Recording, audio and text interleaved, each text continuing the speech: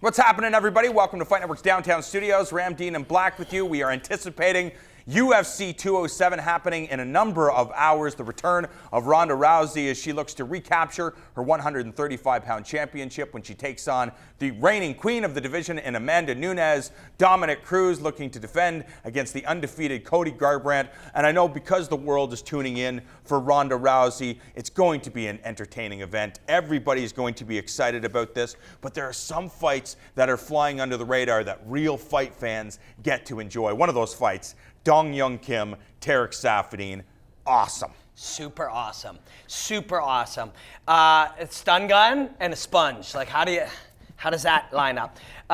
We don't know. Dong Hyun Kim has shown two real different facets in how he's fought. And we've seen them, you and I, since the beginning. Yep. We were calling his fights in deep, and he was a badass southpaw who laid guys out with his left hand. Just bang, assassinated him. It was wicked.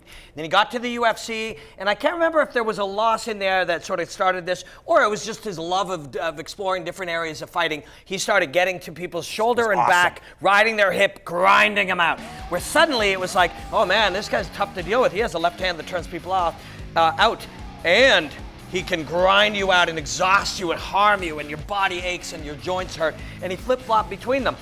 For a while after he grinded guys out for a bit, he was like, oh, I want to be fight of the night guy and get some knockouts tonight, spinning back elbows and stuff. Then I think there was a loss in there, and so we don't know who he is now. Safidine is just a smooth, consistent. There's a real smoothness to the grooves of his fighting, and this one lines up beautifully. You know, hey, do you know who these guys are? Maybe you do, maybe you don't. Have you ever heard either of them talk? Does it matter? The fight itself is going to be epic. Oh, one of the reasons why I love Tarek Safidine is because of the emphasis on skill, and that's what I think. In order for him to win this fight, yes, he's going to have to be tough and he's going to have to be gritty, but he has that. We've seen that many times from Tarek Safidine. If you spend a lifetime at Team Quest working with Dan Henderson and all those guys, you're going to be tough. You're going to know how to stop takedowns. You're going to understand the grind. And on top of that, he has this smooth flair, this creativity, and I think he will be able to shine.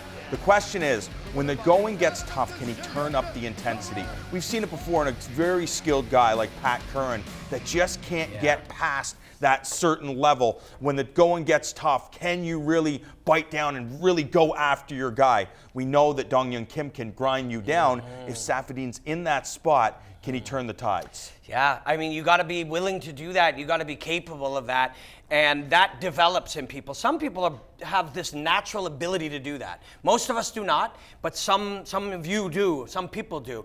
And a guy like Dong Hyun Kim, these guys who go in there. Safidine's had 25-minute fights. Safidine has kicked the crap out of the legs of many people. Not a bad idea to do against Dong Hyun Kim.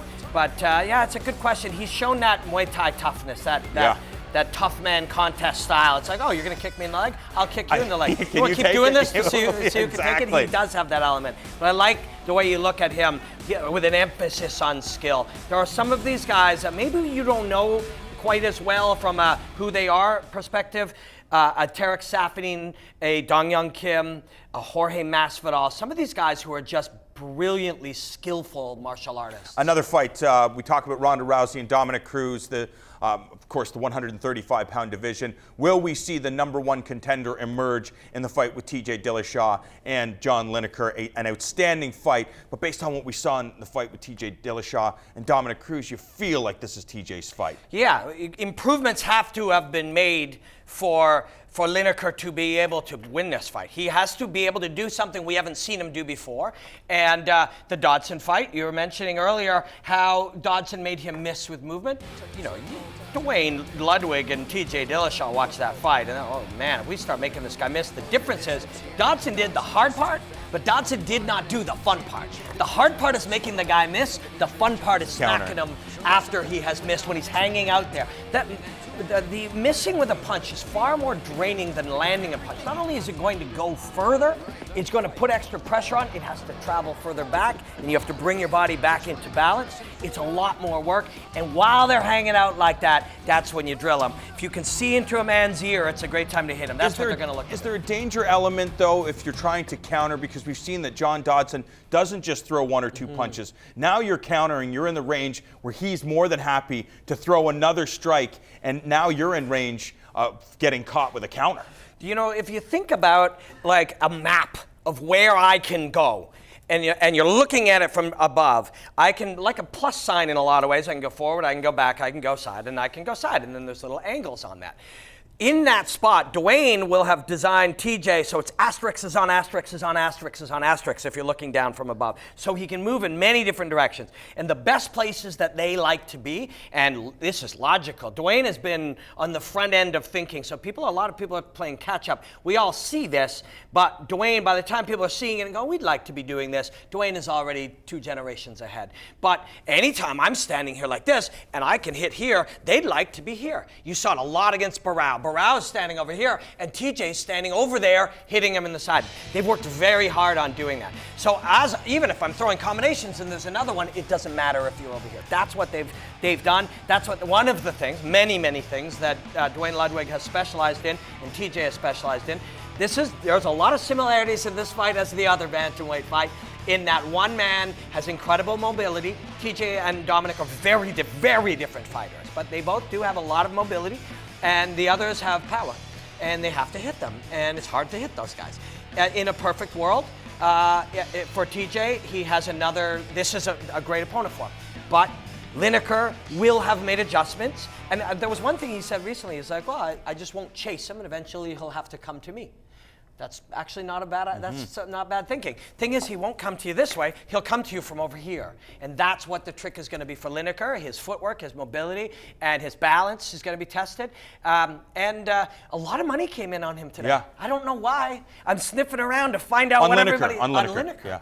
To find out what everybody thinks they know. Because how does that happen? We don't gamble. But it'll change the perspective. Gambling changes your perspective. If you love gambling, by all means gamble. But if you love the beauty of fighting, gambling will give you sweats when things are happening, when you should be. Those guys don't enjoy the fights. Yeah, no, they do in their own way. It's just a different way. We all see things differently. But for me, I can't be sitting there going, oh man, I hope he finishes them in 2.5 minutes of round 2. I mean, that'll ruin it for me. But for other people, that'll give them new things to be excited about. But it's the observation of human nature is fascinating as they all as a group move around. So the real deep gamblers have found some piece of information that they believe will help Lineker Injury win. Or something. They think they know something. I don't know what that is. But I'm going to call John Anik. He often has insight. For John Lineker, clearly he's talking about being patient in this fight. Is it important that he hurts TJ Dillashaw early? And if he does he go after him? Or does he just allow things to unfold organically, considering TJ Dillashaw's athletic background and how well he's coached and who he's faced? Can you really give away any time with TJ Dillashaw? Yeah, like, let's just say that we have a fighter who can do anything. How are we going to have him fight TJ Dillashaw? That alone is hard. A fighter with every skill and every ability, a Demetrius Johnson type. What's the right strategy? Lineker doesn't necessarily have that. He has incredible strengths in some areas and then competent skills and above average in others.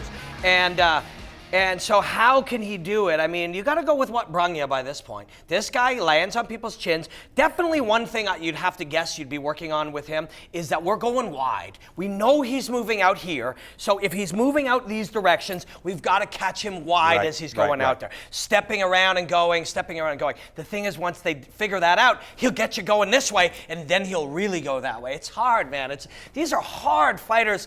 Even if you have all the skills, these are hard fighters to be able to deal with. They're reaching a new level of evolution in what they're capable of. You know, a couple of years ago, we spotted this trend happening, called it the movement.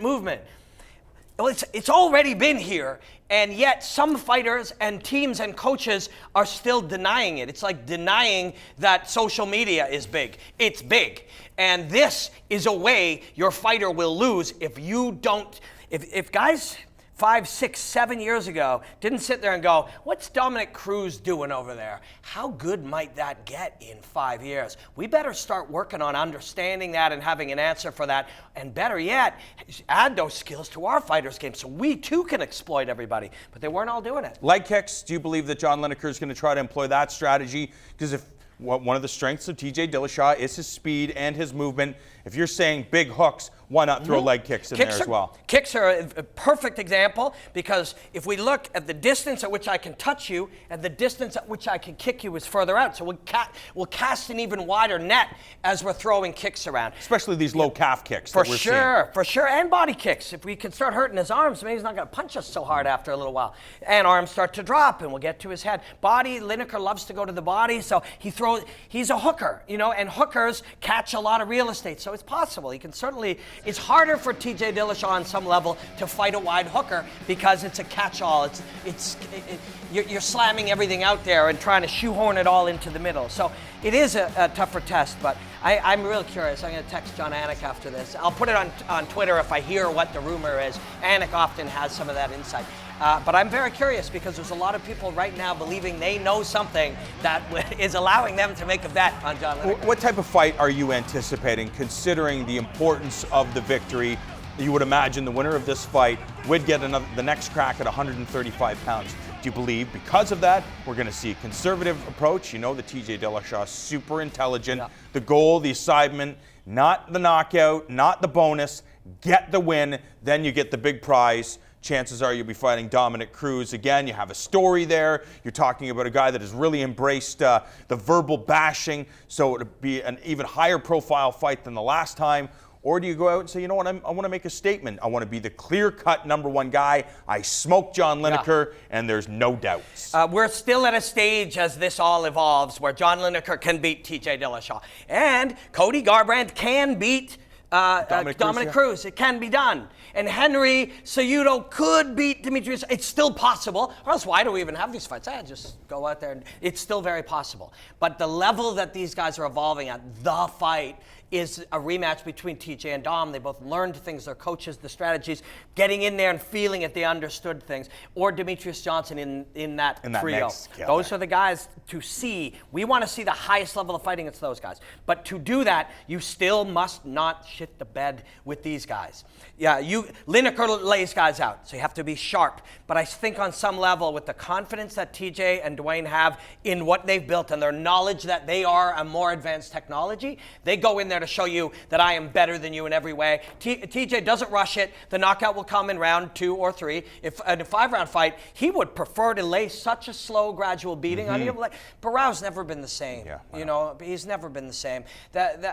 The kind of beating that a TJ Dillashaw is physically and mentally and biochemically created to be able to do to another man is a scary, scary thing. And so I don't think he needs to rush anything. He'll either finish you later, or he'll win a decision and try to blank you. Or he gets knocked unconscious, wakes up, and goes, oh my God, I can't believe it. Where am I? If you ask where you are, you're not where you wish you were. We know a lot of people are tuning into UFC 207 to see the return of Ronda Rousey, but if you are a true mixed martial arts fans, there are a slew of fights you need to tune into, especially this fight between TJ Dillashaw and the hard-hitting John Lineker, as well as Dominic Cruz, and of course Tarek Safidine and the stun gun. UFC 207 goes down in a few hours.